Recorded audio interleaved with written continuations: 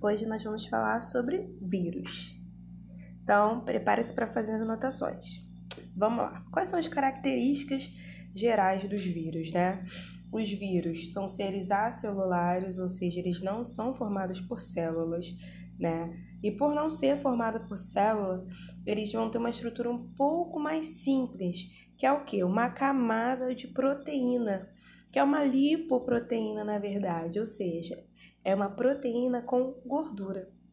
Por isso que agora nessa época de quarentena, uma das grandes recomendações é o quê? Lavar as mãos.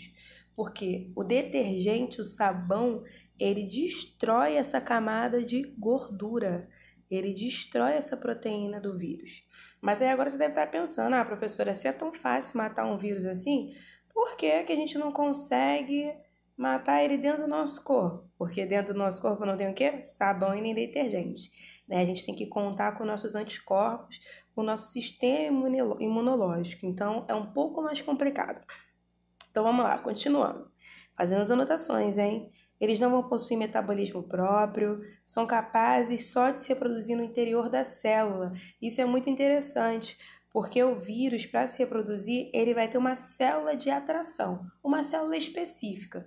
Por exemplo, quando você contrai, por exemplo, a catapora, você sabe que vai dar o quê? Bolhas na pele. Então, ele vai ter atração pelas células da pele. Uma pessoa que teve, sei lá, cachumba.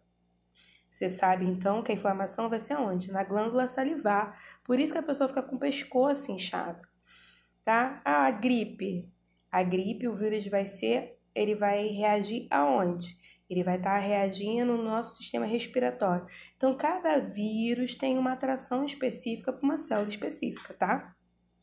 São conhecidos como parasitas intracelulares obrigatórios, justamente por só conseguir se reproduzir dentro de outras células. Alguns podem se cristalizar fora da célula hospedeira. O que isso quer dizer?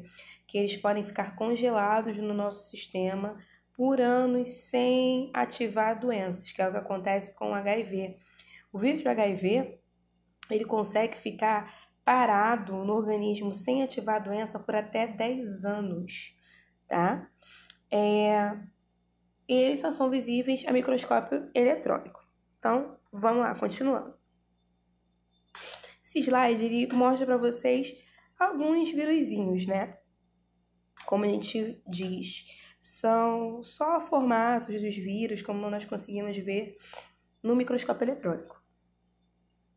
Tipo de reprodução do vírus, né? O vírus, por não ser um ser vivo, a gente não classifica ele fazendo reprodução sexuada ou assexuada. A gente diz que ele faz ciclos, produz ciclos, tá? Os vírus podem produzir ciclos líticos ou ciclos lisogênicos.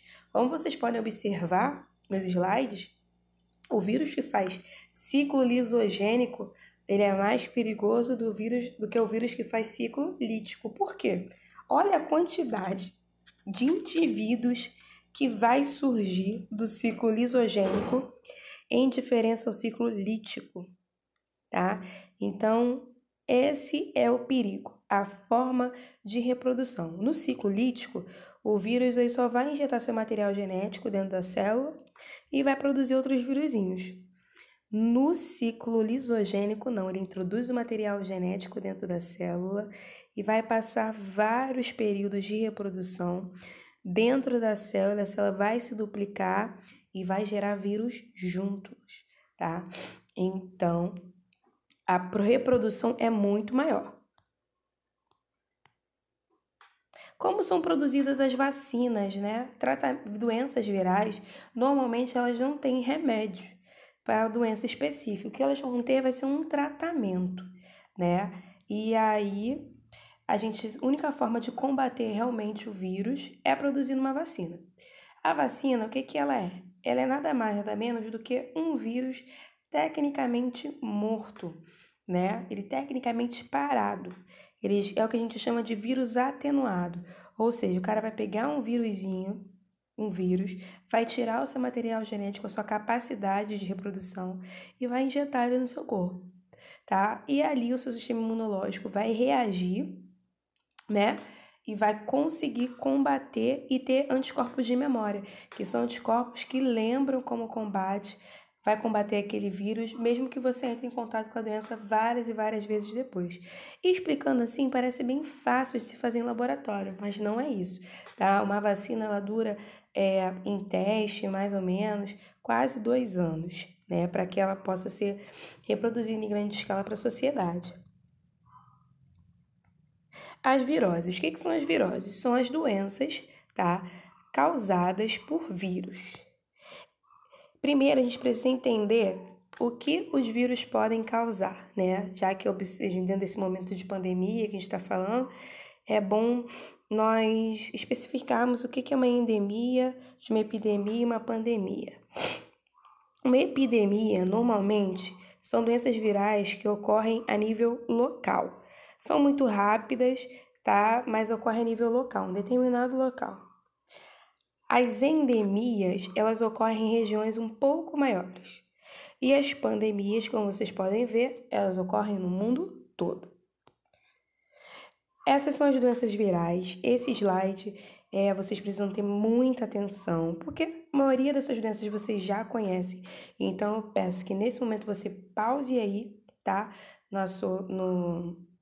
No seu computador, no seu celular, e você anote todas essas doenças virais, tudo bem? E eu vou estar falando mais sobre elas no grupo do WhatsApp, quando a gente estiver concluindo a nossa aula. Tchau, tchau!